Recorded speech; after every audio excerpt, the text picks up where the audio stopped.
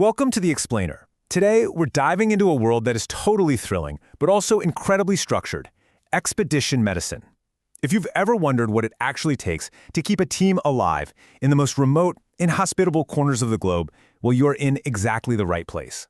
We're going to break down the actual, boots-on-the-ground clinical realities that wilderness medics face every day.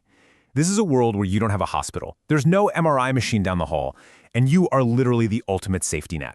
Here's our roadmap for this explainer. We're going to start with the reality of expedition medicine, move into trauma and accidents, hit environmental extremes, biological and tropical threats, routine clinical care, and wrap it all up with evacuation and field comms. Section 1. The reality of expedition medicine. Medicine on the edge.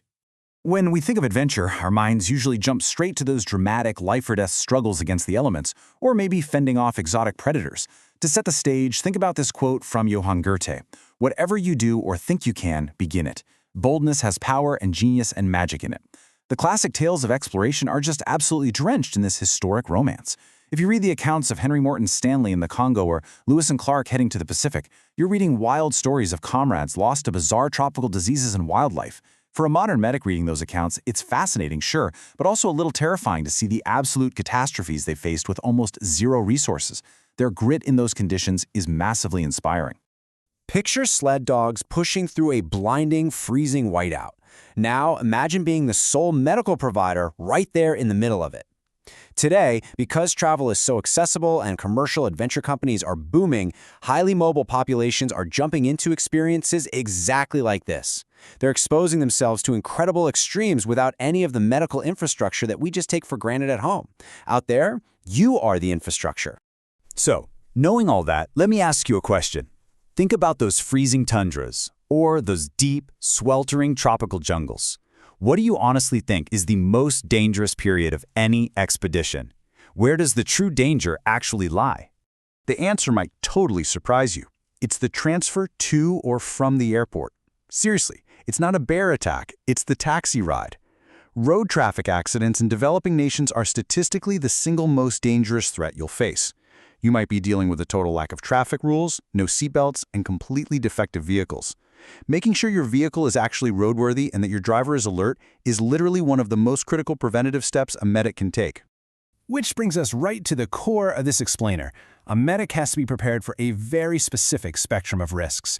Here are the top 10 clinical topics that every single expedition medic needs to be familiar with. Right at the top, road traffic accidents, alongside minor accidents and gastroenteritis. From there, we get into dermatological conditions, musculoskeletal injuries, and exotic tropical diseases. And rounding out the list, you've got animal attacks, venomous creatures, heat stroke, and frostbite. For the rest of our time together, we're going to dive into these thematic buckets so you can see exactly how a medic manages them in the wild. Section 2. Trauma and accidents. Physical injuries. When physical bodily injury comes into play, you are facing a really stark duality in wilderness trauma care. On one hand, you have minor wounds. Out in the jungle, a tiny scrape can literally ruin a trip if it gets infected. So the protocol here is incredibly meticulous. Clean it thoroughly to prevent infection, and this is key, if it is infected or at high risk, you delay closure. You do not just stitch it up immediately. But contrast that with catastrophic hemorrhage. If you've got major bleeding, you don't have time to be meticulous. You have to take rapid, aggressive action. You apply direct pressure, you elevate, and while tourniquets aren't always universally recommended in your standard basic first aid class, in the field, they have massive value for rapid control, which buys you time to utilize advanced clotting agents like QuikClot to stabilize the patient. Section 3. Environmental extremes. Heat and cold. We saw frostbite on our top 10 lists, but let's flip the thermometer and talk about extreme heat. What we rely on here is the Parris Island Protocol. When a person's body's regulatory system completely collapses, you get exertional heat stroke. Proteins actually start denaturing, and the patient is facing a catastrophic systemic collapse. This established military protocol is considered the absolute gold standard for handling exertional heat stroke out in the field. So put yourself in the medic's shoes for a second. Your teammate collapses from heat stroke. What do you do? First, you immediately strip the patient down to their shorts and a t-shirt. Second, you pack ice right around the groin and axillary areas, the armpits, because that's where the major blood vessels are. Third, you establish IV access and push 1 liter of normal saline as a rapid bolus. And finally, you drench the patient in icy sheets, but crucially, you have to massage the skin to improve skin blood flow, all while constantly irrigating their head with ice water. It is a rapid, incredibly aggressive cooling sequence, and it's absolutely required to save a life when that core temperature skyrockets. Section 4. Biological and tropical threats. Unseen dangers. This bucket is all about the unseen dangers of local biology. As a wilderness medic, you are often entirely alone. You do not have the diagnostic lab tools we rely on at home. You have to rely on clinical signs. So, if a team member suddenly spikes a fever, how do you know what it is? You have to look at transmission, incubation, and presentation. Take dengue from the Aedes mosquito. It has a short incubation of up to 7 days and presents with abrupt fever and retroorbital pain. That's a deep pain right behind the eyes. Typhoid from oral fecal transmission takes 1 to 3 weeks to incubate and has a much more insidious, slow onset with characteristic rose spots. And malaria? That can incubate for months or even years, presenting with really nonspecific, flu-like symptoms. Being able to differentiate these based purely on history and symptoms is an absolutely vital skill. But listen, while exotic diseases like dengue and malaria are definitely terrifying, the crucial point is knowing what is actually going to disrupt your trip. Remember our top 10 list? Gastroenteritis is the most common cause of morbidity on an expedition. This contrasts so sharply with dramatic fear of venomous snake bites or animal attacks, right? It's easily avoided with proper hygiene and water prep, but if it hits, it is completely debilitating. It's the most likely issue to completely derail your team's progress. Section 5. Routine clinical care, logistical realities. Being a medic isn't just about adrenaline-pumping emergencies. It is heavily about the daily logistical realities and the hard ethical boundaries you have to draw. For your own team, the job is clear. You provide comprehensive care, you keep strict confidential medical records, and you maintain daily medical cover, acting essentially just like a primary care doctor would at home.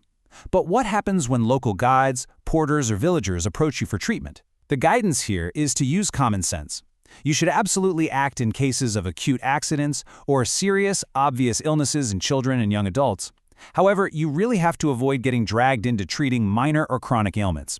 Word spreads like wildfire in remote areas, and if you start treating every chronic issue that walks into camp, your limited medical resources will be completely drained, leaving your entire expedition incredibly vulnerable. Section 6. Evacuation and field comms. Calling for extraction. So what do you do when a patient's condition completely exceeds what you can handle in the field? You have to call for extraction, and to do that successfully, you need to speak the exact right language. The 9-line medevac format is a standardized framework that is vital for calling in aerial extraction during a crisis. It ensures 0 critical details are missed. You deliver the location, your radio frequency, the urgency of the patient, and any special equipment needed like a hoist. You detail the number of patients, the security of the pickup site, how you're marking the landing zone, patient status, and even contamination risks. It is an absolute lifesaver to keep this exact format as a memory aid on you at all times. But here's the reality check. All the standardized formats in the world won't save you if your radio doesn't work. The golden rule of wilderness communications is right here. Go high and try and get line of sight. It is so simple, but it is so easily forgotten when panic sets in. If the terrain is blocking your signal to the rescue team, your expensive equipment is basically useless. Get to high ground. We've walked through some really stark realities today, from road traffic accidents and catastrophic bleeding to tropical fevers and calling in a 9-line medevac. You've seen the top 10 clinical topics that you absolutely must master. And it brings us to a final, provocative thought. Picture yourself out there in that remote wilderness. You have limited resources, there is no hospital, and you have a critically ill teammate relying entirely on you. Are you ready to begin? Thanks for joining me on this explainer, and keep learning.